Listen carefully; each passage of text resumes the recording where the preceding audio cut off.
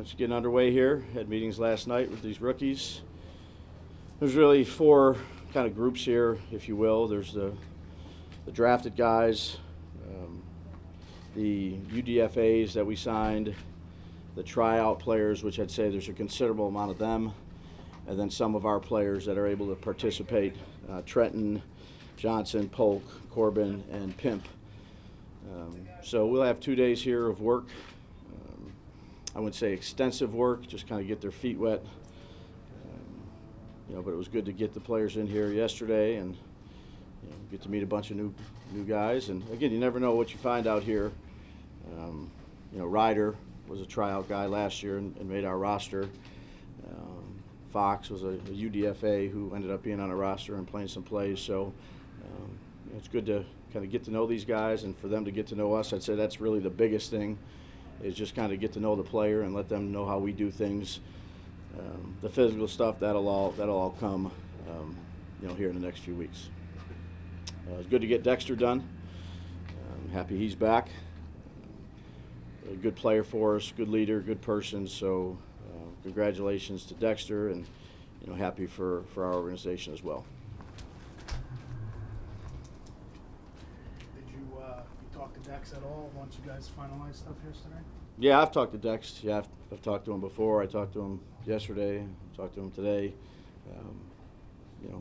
Obviously he's excited, and we're happy to have him. How much did sort of moving back or moving to nose tackle sort of make this possible in your mind, or like take it to that next level? I don't know. He's just a good player, and he fits what we do.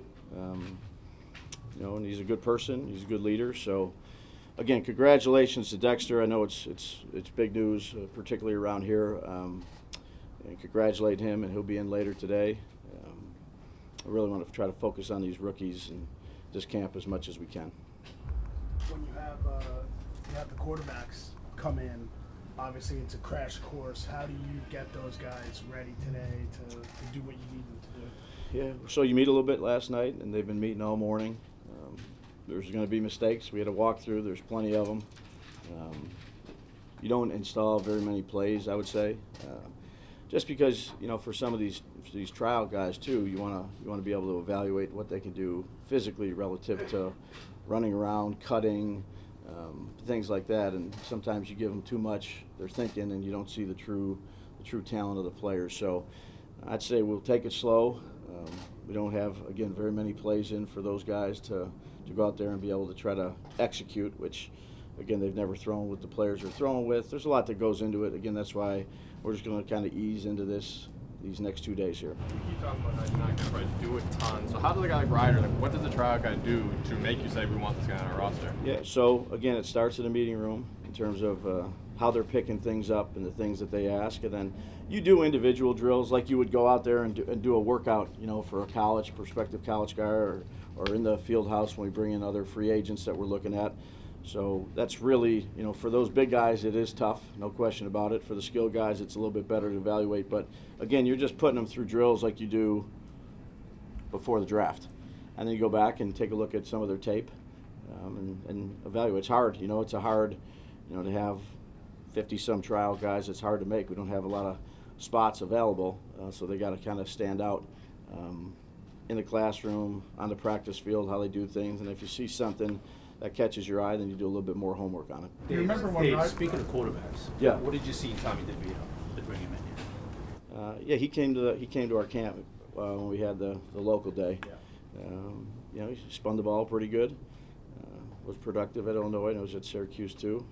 Was good in the meetings that we had with him. So I know he's a local legend around here, but he's got a long way to go, a lot to learn, but good young man to work with. Do you remember when Ryder first was on your radar last year? Do you remember? No, I just remember him at the camp. He's a big, long player, and kind of stood out to the defensive staff and kind of worked his way in there and brought him on. And again, it's that one in however many, 50 or whatever it is. So it's hard to do, no question about it. So that's why that's why we bring in a lot of players for this type of camp. You can do it in different ways. You can just bring a couple of draft picks and UDFAs. We like to bring a fair amount of people in and and maybe you find one or two guys that you think can help you, want to work with them.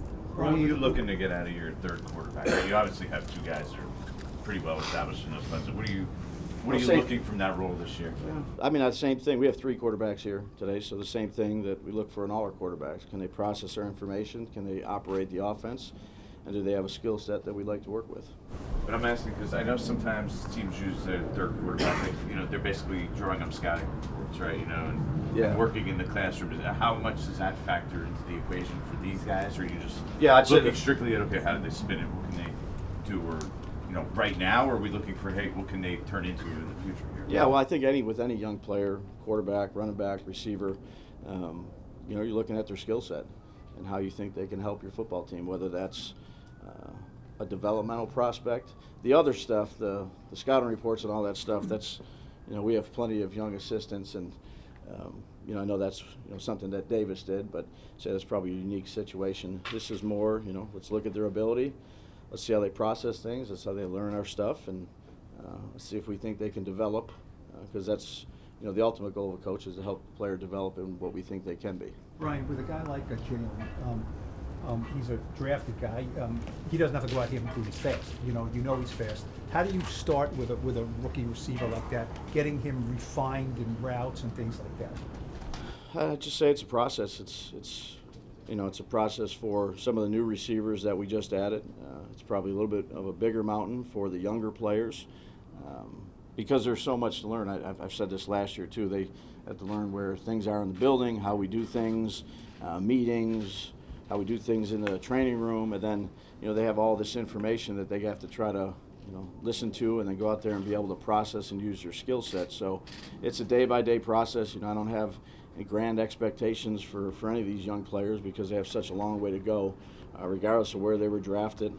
Just come in, learn how we do things, compete, and if you do that, and you beat somebody out, you beat somebody out. Do you look for something like a punt returner in these camps, and do you have anybody in mind right now on your roster, full roster, and here that you think maybe that's a role they could fill? I mean, we'll see. It's beginning of May. We have a long time. We got a lot of guys on the roster that can field punts. We'll see how that goes. Brian, how do you balance players who are, they're learning, they're going to make mistakes, but if the mistakes repeat themselves, I got to think that's frustrating for you. So how do you kind of balance, and from popping off at the guy versus, teaching the guy and coaching him along? It's a great question. Sometimes I pop off. Sometimes I teach. You're a teacher at heart. Again, there's a bunch of things that come into this first camp. You really want to set a precedent of how your organization wants to be run and what your expectations are in the classroom, on the field. But I understand that these guys just came from law, a lot of trips. Some didn't have much of an opportunity in terms of getting looked at in the draft and are here for tryouts. So there's probably a lot of anxiety, there's a lot of nervousness that are running through these guys' minds right now. And I really appreciate that about these young players. Again, going back to Alabama and being around them and then coming back to the league, I think that helped me. So, there's a certain level of expectation, but again, it's the first day out here. I know there's going to be a lot of mistakes made. It's the first day out here for the 2023 season for all the coaches too. We've been in phase 2, but this is really our first practice. So, we got to improve as well, and that all starts with me. So we'll all make mistakes. We'll learn from them. I'm not going to change how I am. So if there are mistakes that are dumb mistakes, then I usually get upset. But there's going to be a bunch of them made today. Tomorrow would be a bunch of them made with the new guys we just signed. So again, long way to go. Just keep grinding out, getting better day by day. Didn't mean to interrupt you. No, that's okay. One of the new guys that the UDFAs who's gotten a lot of attention is Ford Wheaton. Yeah. I'm just curious, what attracted you guys to him? Yeah, I thought he did a good job at West Virginia. He came in on one of the pre-draft visits. He's a big body guy who's got pretty good numbers in terms of explosiveness and running. It really was a pleasure to meet. Did a good job in the pre-draft process of learning some of the stuff when he talked to Coach Groh. So just another guy to throw in the mix and let him compete it out. Dave, so where does a rookie center start on a day like today? At center. I'm just kidding. The process? Yeah, like, yeah. Yeah, same. I mean, all the guys are in there with Bobby and Smitty, and there's a lot to pick up. But again, I think that what we try to do, I'm not saying it's right or wrong, what we try to do is limit really what we put in the first couple of days, just because, again, there's so much for these guys to learn every year, and I want them to just go out there and feel comfortable and try to play fast. And John Michael's a smart guy, but there's so many things just even from the walkthrough that we just had that your mind's moving a million miles a minute. So we'll just, like we do with all our guys, we have a process in place of how we try to develop them in the classroom, on the field, and that'll take some time. For the course of your career, you've dealt with quarterbacks a lot. Is there somebody you can remember who was at this stage right here, who went on to really surprise you what they became in their career? Off the top of my head, I don't think I can give you one. Are you just talking about as a rookie, or are you talking about an undrafted rookie? Just somebody who, and maybe you did it somewhere else, but you saw him in something like this for the first time, and he went on to, the Brock Purdy story is the obvious. Yeah. That's not exactly No, not really. I mean, most of the places I've been, it's a couple days. Don't make too much out of it. Really get to know them get to know us, and again, it's just this first step of them being here in these doors. And like I said, probably a lot of nerves, but also want those guys to go out there and be themselves and have some fun and get something out of these next 2 days.